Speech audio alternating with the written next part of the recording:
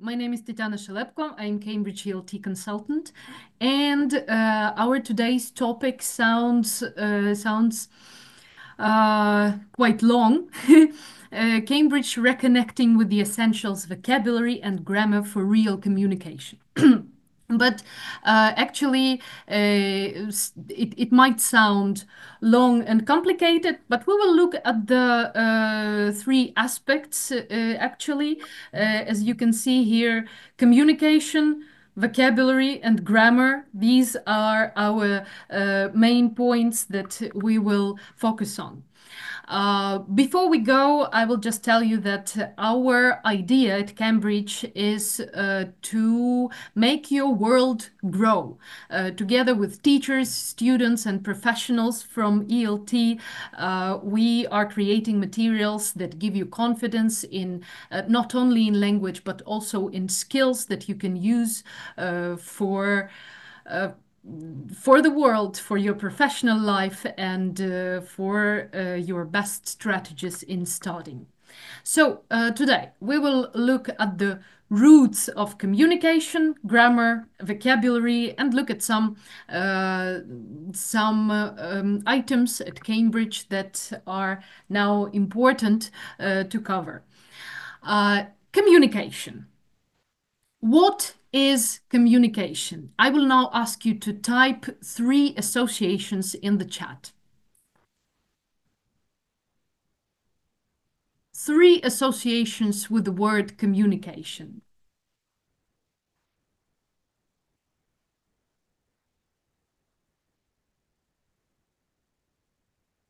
Okay, we have speaking, listening, understanding, interaction, socializations. Okay, socializations. Dialogue, understanding, exchanging information, real life. Whoa, so fast. Partners, speaking and understanding, talking to others, sharing thoughts. Okay, there is a big definition that already ran away from me because everybody's typing. Exchange of information. Okay. Sharing experience, that's an interesting one from Alina Lukyanenko. Cooperation. Expressing ideas. Okay, thank you. Thank you very much. I will scroll down to the final. Speaking, listening. Surviving in a foreign country. That's a cool one.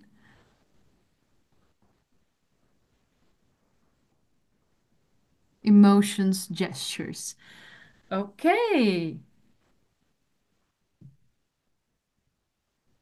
Okay, let's have a look at what I have. Of course, I looked it up in the Cambridge Online Dictionary, and just just before we started this webinar, Irina, who was introducing us and the Linguist company, just said that I'm here creating some kind of cult of Cambridge. But yes, I did look it up at the Cambridge Online Dictionary, and I do use it for life. And it gives us the origin of the word. Communication comes from Latin, communicare, and means to share or to be in relation with. But also it has an interesting original definition that comes from those times.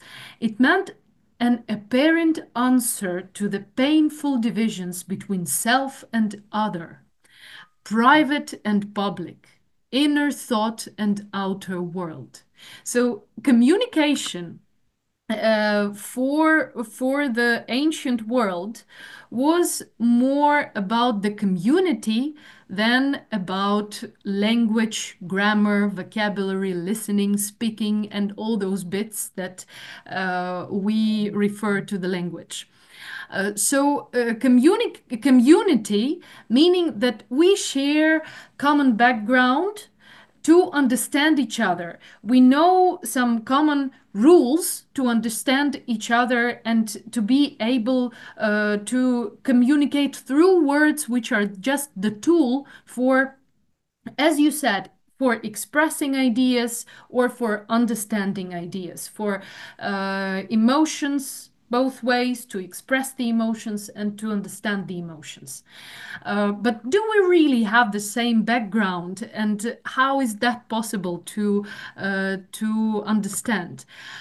I will now ask you to imagine a sofa, just as you are sitting in front of your laptop or in front of your mobile device. Imagine a sofa.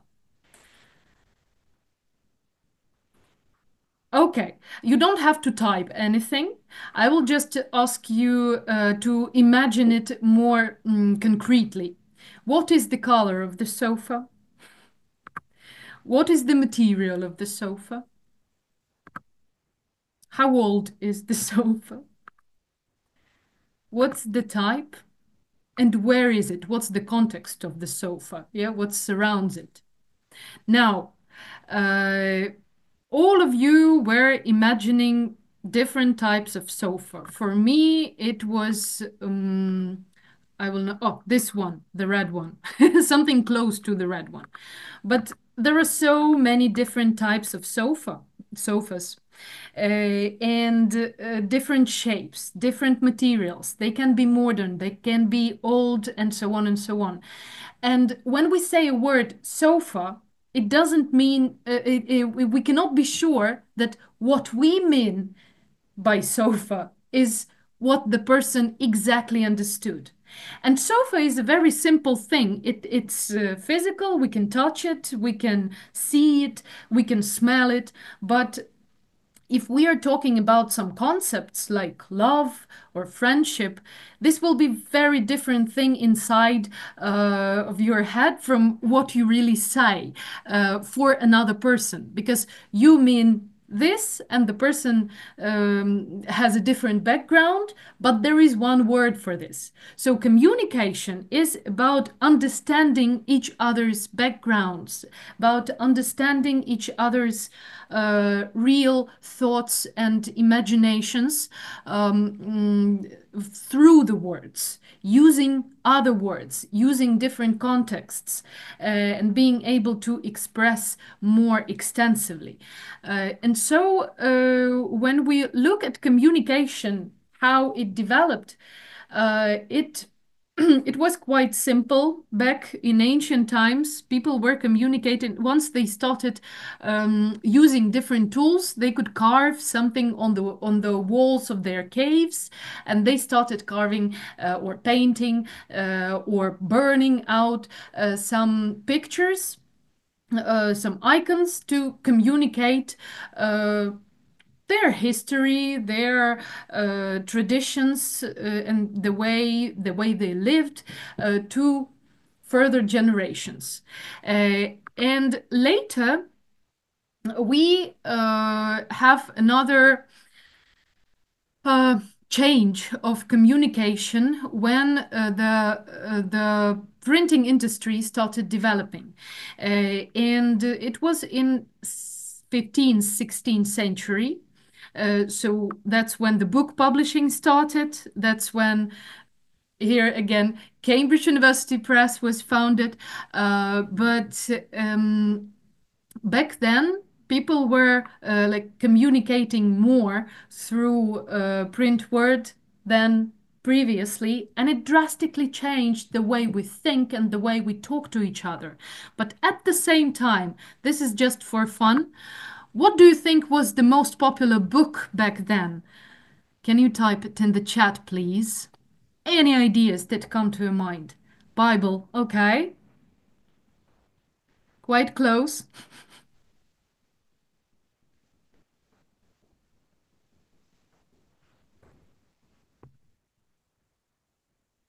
Newspapers, not yet. The gospel, okay. Detective, other ideas? ABC, animals. Uh-huh. Oh, that's interesting.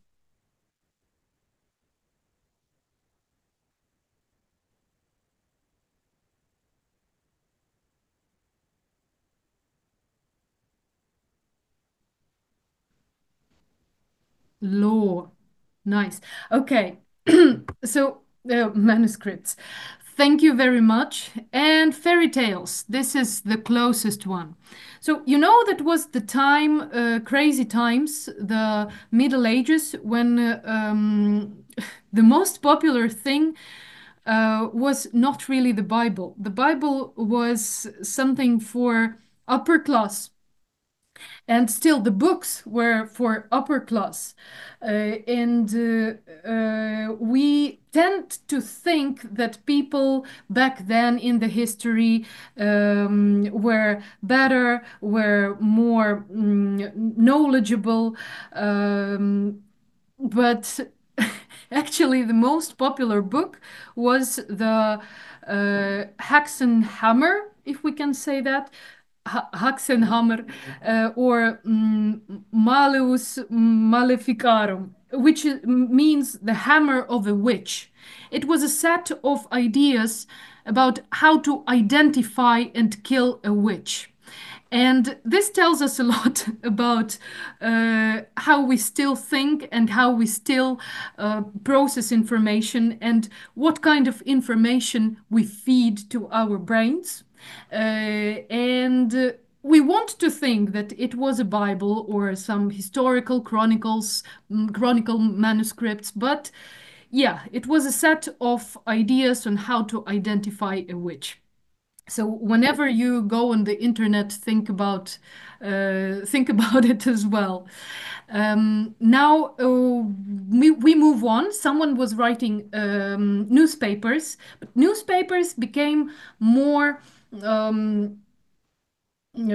popular in 18th century, and it was connected to the technological leap in the way how mail was transported. So people could receive information from different parts of the world faster, and they were, of course, interested in what's going on somewhere outside of their lives rather than in their own lives.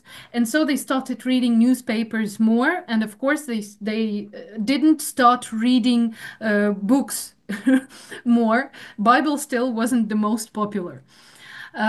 When we think about 19th century, this is the time that the phone was invented and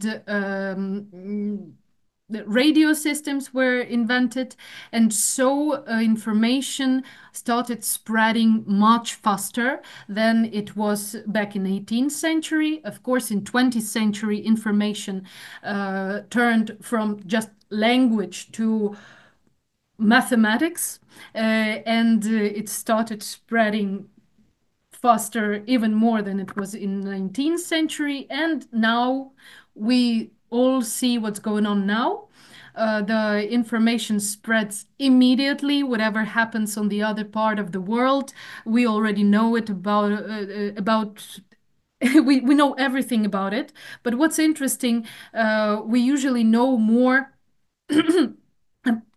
about other people's opinions on that than the fact itself. So again, we need to be careful with that, not to hunt the witches again.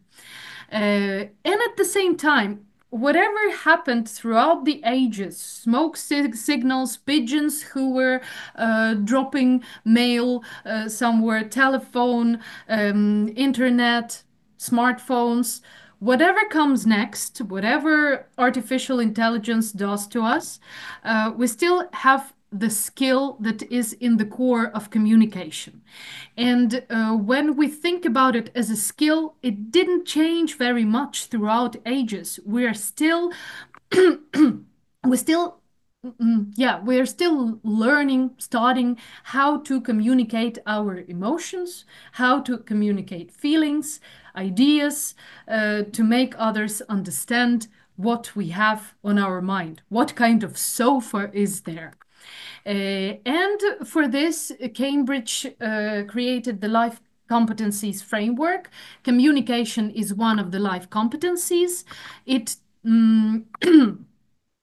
It teaches to choose the most appropriate language to use in difficult situations, manage conversations effectively, and express themselves clearly and confidently, whether it's over the phone or email or just written text or face-to-face communication.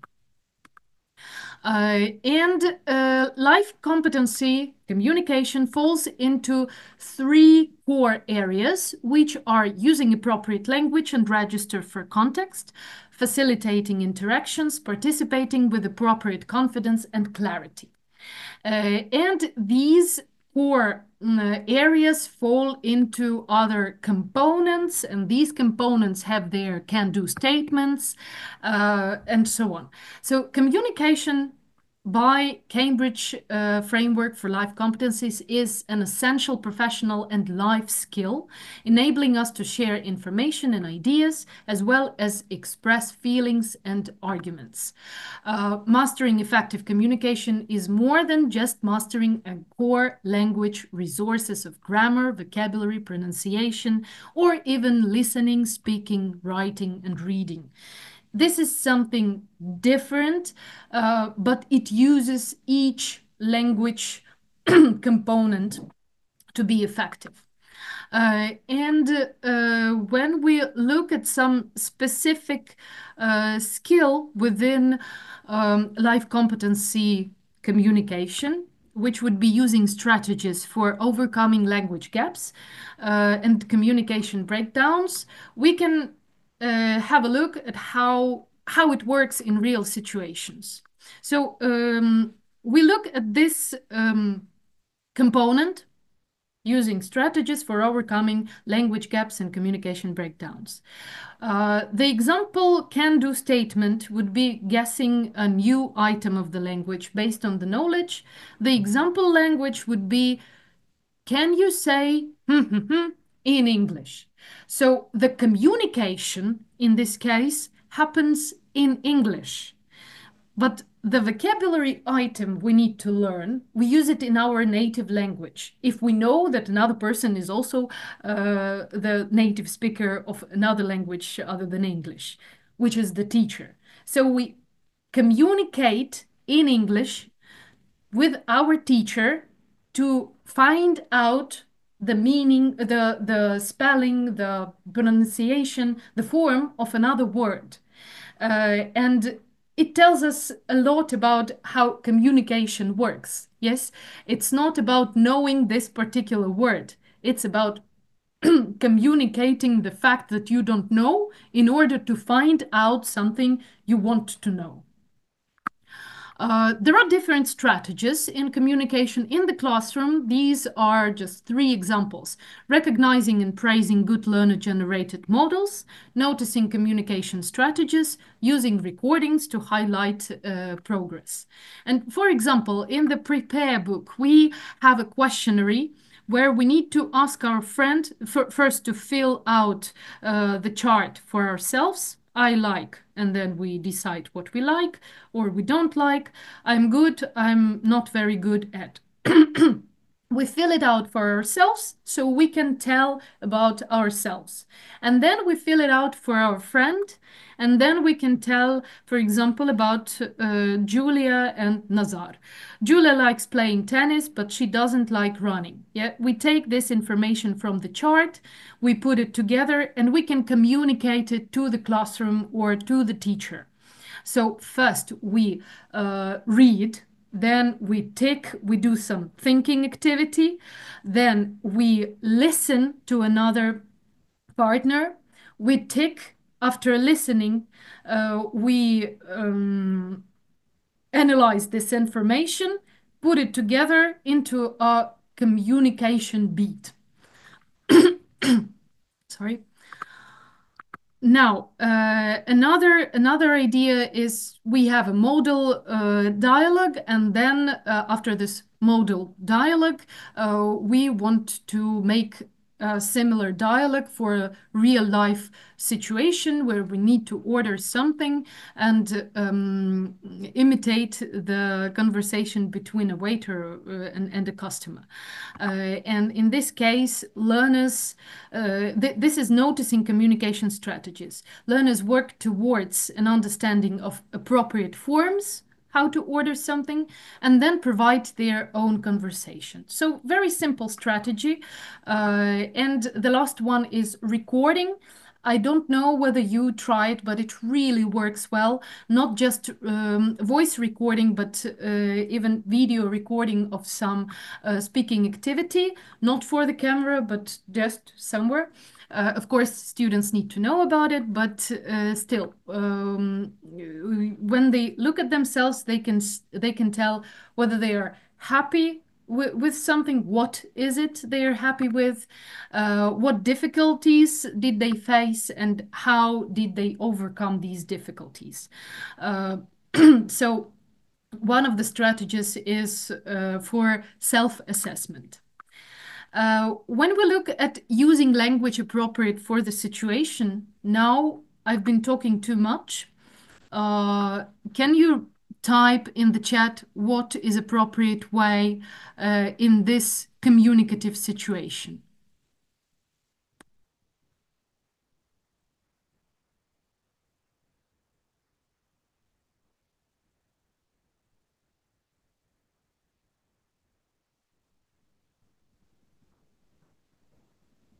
Using polite words of phrase. I'm sorry.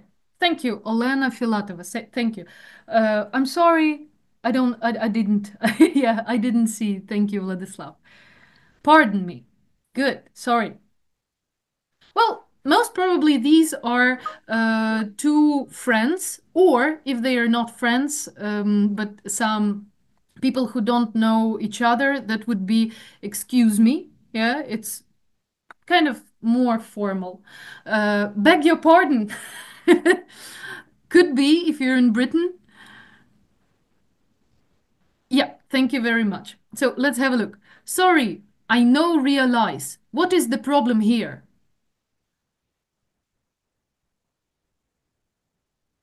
With this phrase? I don't really. Anastasia, most probably you've been to some webinar where I used it. I didn't realize. Okay. But what is the type of a problem? Yeah, so this is a grammar problem. This can work in a communicative situation when this person wearing brown shoes is from another country and doesn't know English very well. But the idea is to say sorry. I didn't realize. Yeah, he made a mistake. This is a grammar mistake, but it doesn't. Communication doesn't suffer much here. Yes, that's right. Well, this was looks like it was on purpose. Then another one, and then silence. In this case, we have no communication at all. But here, this person could say, yeah, be careful. Another one could be, in this case, excuse me, you are standing on my foot. Do you mind freeing my foot from the pressure of yours? Here we have a problem with the register, right? Because in this case, grammar, in this case, no communication, in this case, no meaning, in this case, wrong register. Or, dear somebody, could you be so kind as to find a possibility to move your foot off from mine? This would be a wrong type of communication, because it looks as if this is a written text, not the way people talk to each other.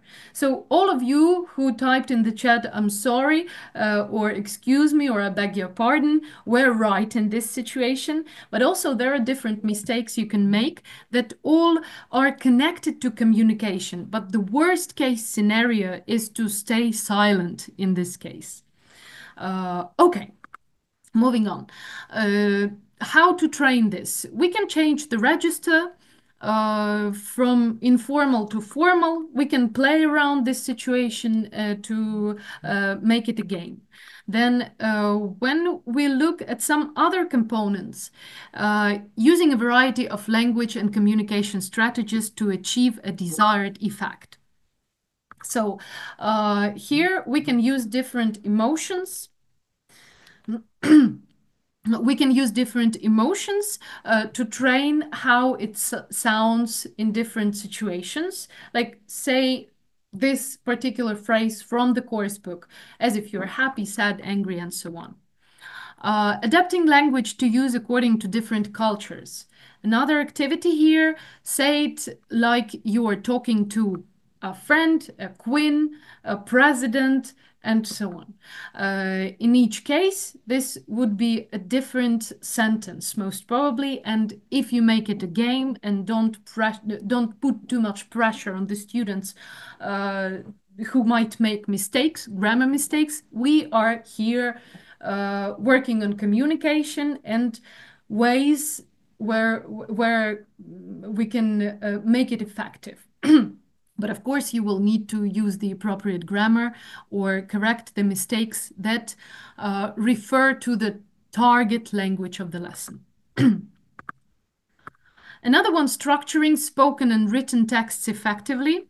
And to do that, we need not only communication, but also critical, creative thinking, and so on.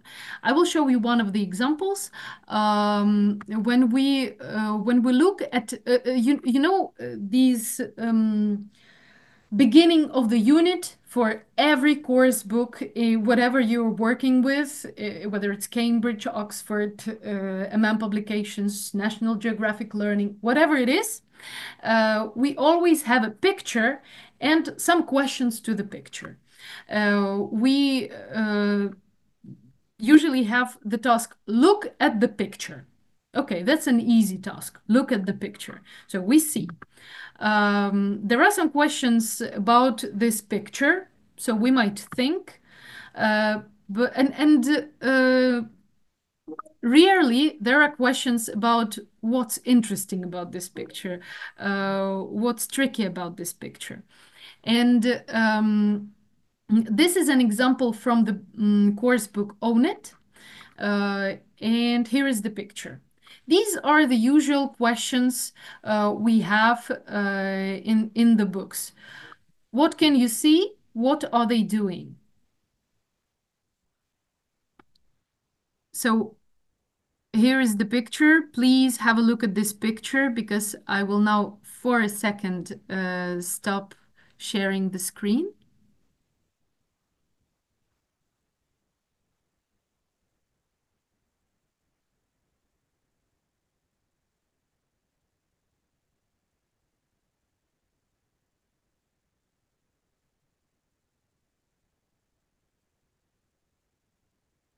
Okay, I think it's back.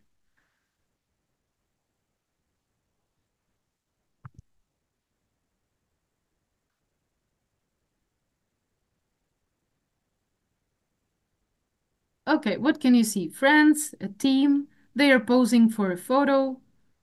They are friends. They're doing yoga, okay. They're making letters or some words. Body performance. Yeah, very possible. But are these questions really interesting for your students? Because this is kind of obvious. You started imagining other ideas, but it's kind of obvious. What can you see? There are people in front of the wall. Why would I answer this question? Everybody can see it. What are they doing? This question is more interesting because we don't really understand what are they doing. They are definitely posing for some photo. But when we look at the pictures, we need to somehow change the how students focus on this picture. In what ways are you similar or different to these people? And then it's more interesting to find someone who is similar to you. Choose two people. What are they saying? Yeah. What are they saying? Everybody is silent, but what do you think they might be saying? Why are they there? Someone said making a word or it's a body performance. That's a good one. Thank you very much. But there might be also other ideas, and to brainstorm these ideas is more interesting. Look outside of the picture. What can you see? And making these questions with the pictures so they are more interesting to think of will only help your students to think better and structure their ideas.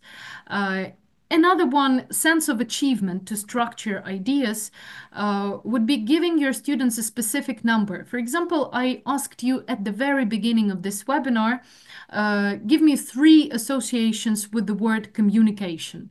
And you were super active with sending different ideas.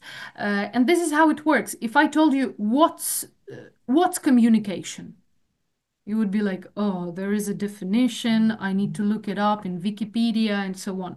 But if you give a specific number, and especially if you have a time limit, your students benefit from that a lot. For example, instead of why do people do extreme sports, think of 3 or more reasons why people do extreme sports. In this case, children have more limits, better challenge, and less vague overthinking about solving the problem of answering this question.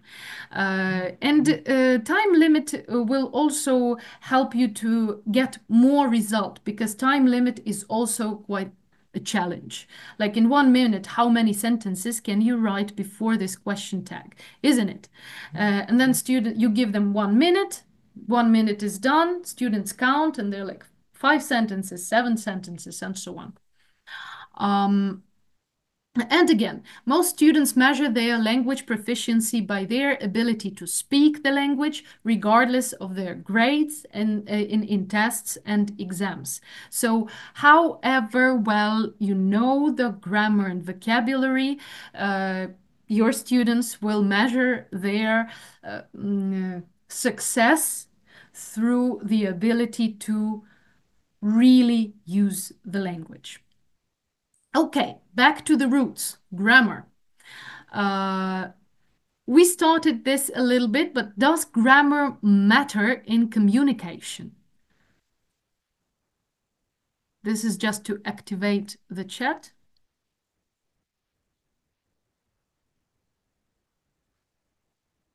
Yes, yes, yes. Okay, look at this situation. Where is John? He go to cinema. What's the mistake here?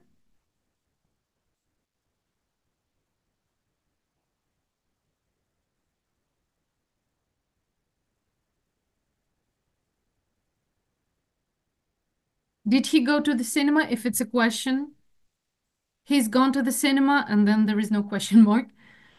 Okay, thank you very much. And now, what would you do in real life situation if you ask, where is John? And someone tells you, he go to cinema. What would you do in real life? Not as a teacher, because as a teacher, you would correct the mistake.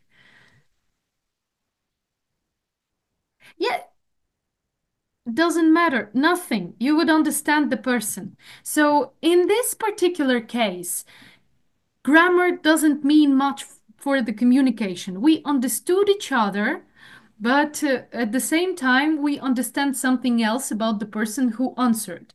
He didn't learn English very well, but well, I understand him. Or he's from another country. but I understand what he wants to say. And that's the main idea of communication. But still, we need grammar, because if this is written, if this is spoken, your student and your student, it's the same. But if it's written, that's where the problem begins. Another idea, does the meaning change here, in this case?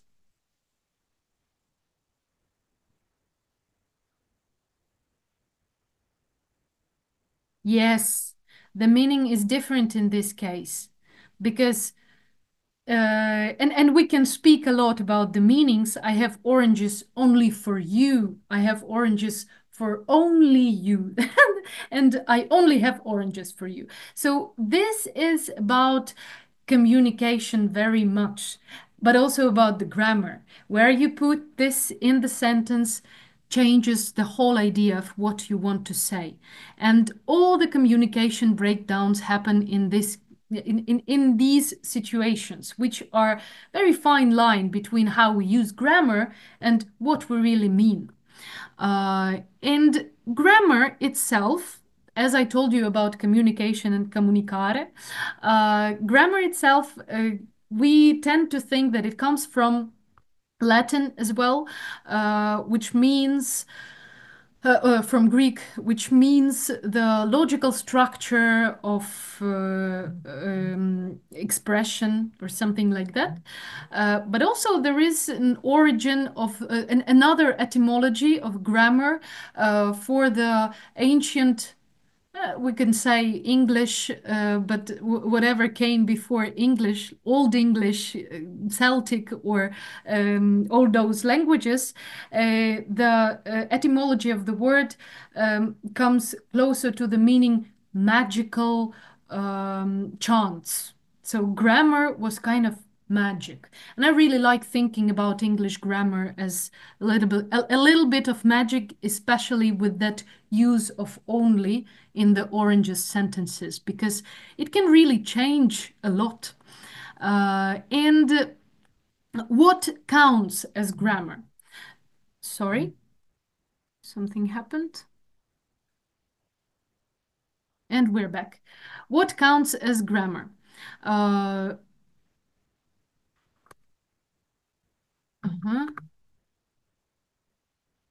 So in this case, walk, walked, walking. We see that there is something about grammar here. I saw John a minute ago. She must have left. This is also about grammar, because this is something about the parts of speech. And here, one of my favorite memes, some of my favorite memes are all about Oxford comma. We invited the rhinoceros, Washington, and Lincoln. So these are three different items. And without the comma, we invited the rhinoceros, Washington, and Lincoln. And in this case, we have this situation. So this is less of a misunderstanding in the real world, and I think it's too British. But still, we have three main aspects of grammar here, which are morphology, syntax, and discourse. Morphology, the how we build the words and what we do with them, how they transform. Discourse, or the context, how we use grammar. And the syntax is more about written word.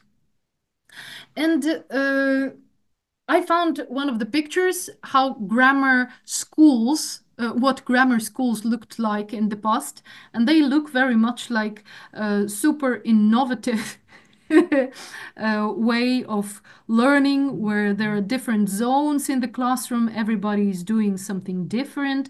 Here is the teacher just sitting, everybody is studying on their own, and the teacher is like a consultant sitting there having all the knowledge. Yeah, but to study grammar, we kind of need to think of the same approach, because there is this scholastic approach, which is academic, and the natural approach, which is experiential. So it refers to the experience. In scholastic approach, we have explicit instructions where we present the grammar as teachers and make students remember it. We use it for, we have bilingual situation, and there is a focus on having differences between grammars in different languages. We learn the rules, we focus on written language, and we focus on accuracy, which is really important, as you saw with Oxford comma or those only examples. And then we have the natural approach. We have implicit learning. It's monolingual, so we try to only use English. It's very communicative in a way. We discover the rules, so teaching grammar is inductive. We focus on the spoken language, and we focus on fluency. I think I'm running out of time, so I will try to be a little bit faster. What is your approach? While you're typing in the chat, I will just move on.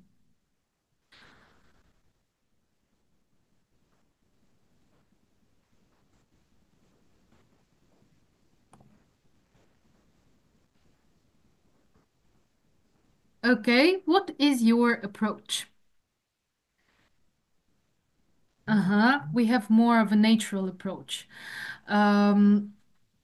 If for both natural and scholastic approach, both of them are really important, and we cannot just use one, but both of them have the same idea of how we discover or present or introduce new grammar.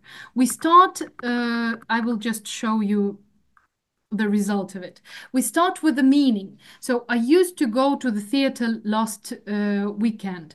We can have a problem with the meaning here, because it should be replaced with went. Used to is for the repeated action, and we can't use it with last weekend. So this is the misuse of the meaning. First thing to learn about grammar is the meaning. Second thing is the form. As in this example, we have a mistake with the form. Another one is pronunciation, and the last one would be spelling. Spelling is important for written language. Pronunciation important for both written and spoken if someone is dictating. But this meaning, form, pronunciation, spelling in this particular order is the most important. And yeah, whenever we plan our lessons, we think in this particular order. Okay. I will have to omit this. Again, when we think about scholastic or natural approach, there are different ways to learn grammar in each approach. And we don't have to choose one and only do one. We have to combine. And here is an example from Think Second Edition. From Think Second Edition, how you can provide both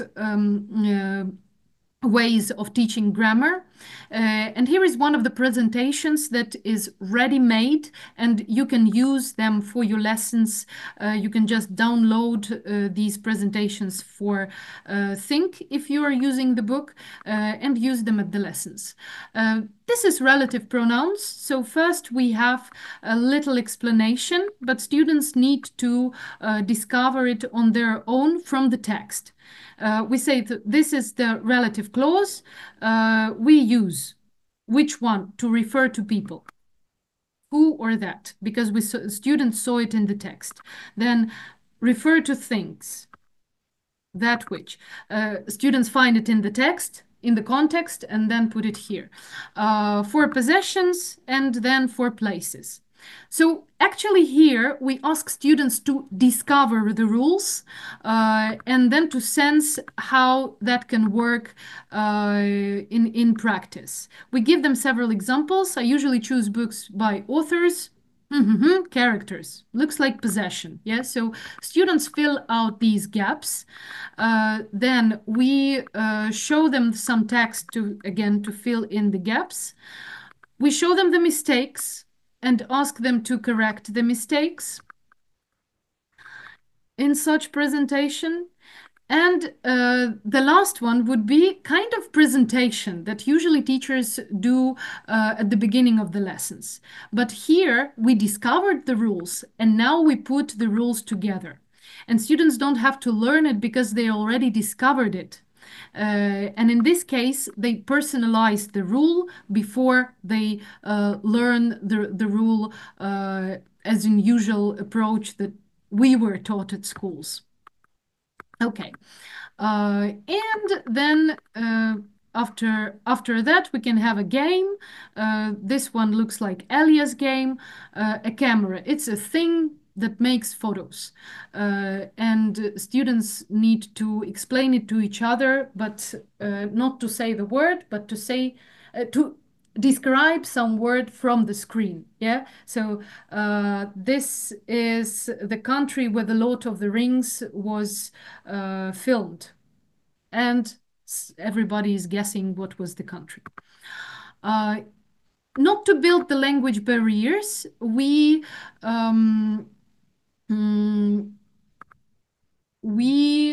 need to provide proper error correction strategies as well in grammar. And one of the strategies here, it's parroting. So we don't just say, this is wrong, and stop everything, but we ask questions with the correct form in order to emphasize on this form, but to make it in a very simple, polite way, as if it could be in real life communication. And just one word, two slides on vocabulary. Look at these two things here. Post office, mother-in-law. Is it a word?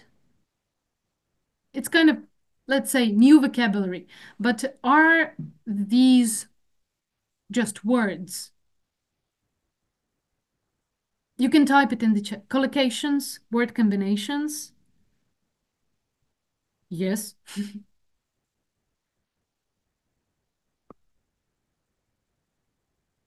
Okay. We call them vocabulary items.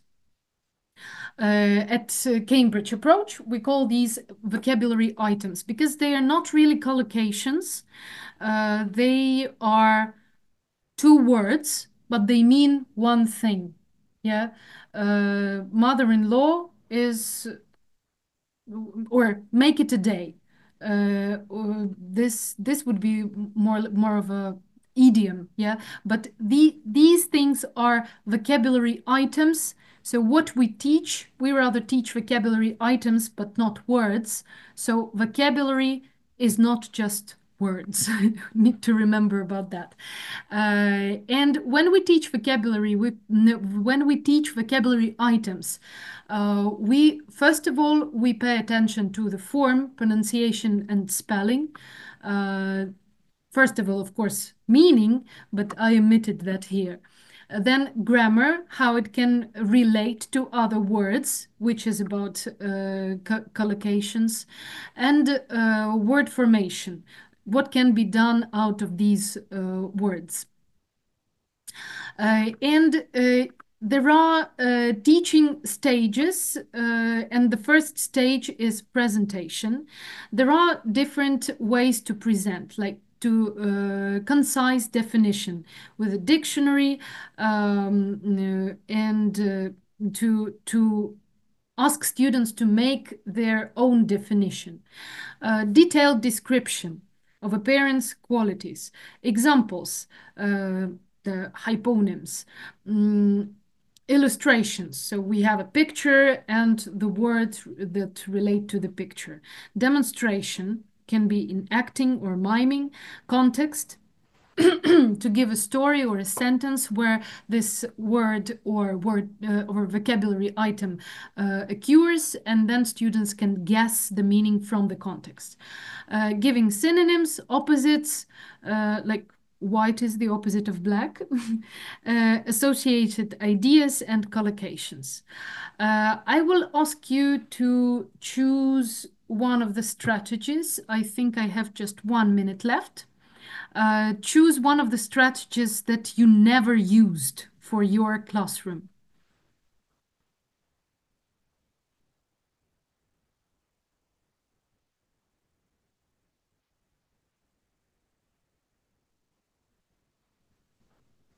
By the way, pay attention, there is no translation here. Rarely from the context. Opposites.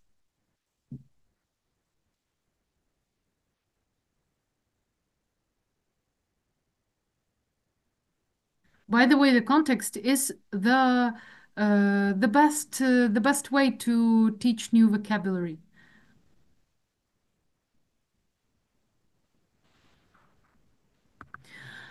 Okay, so when we look at how it works in the book, this is the example from Think Second Edition.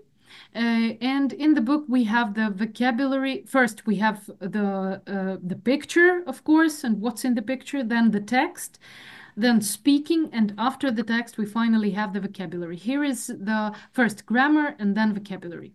And vocabulary, there are verbs that make the text more dramatic.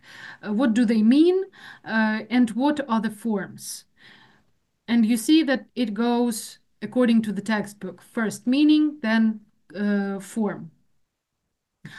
So we ask students to define these words, and then we ask students to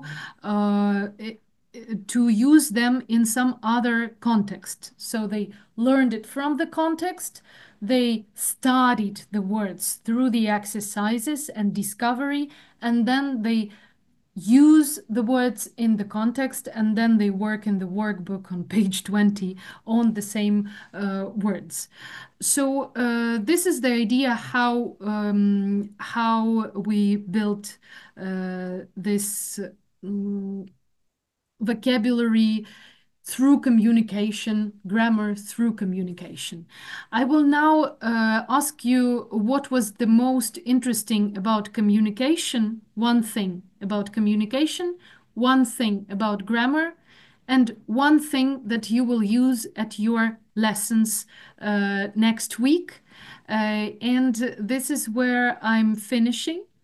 There are different useful resources at cambridge.org website that you can find. And I was using these books for the presentation.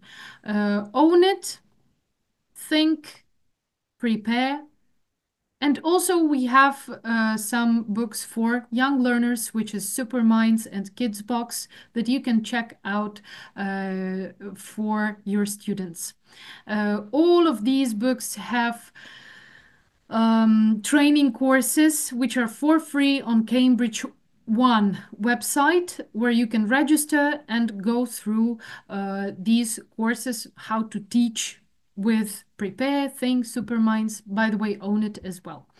And that's all from me. I will ask you to keep writing about one thing about communication, grammar, and what will you use at the next lesson from this presentation. Thank you very much. That's where I stop.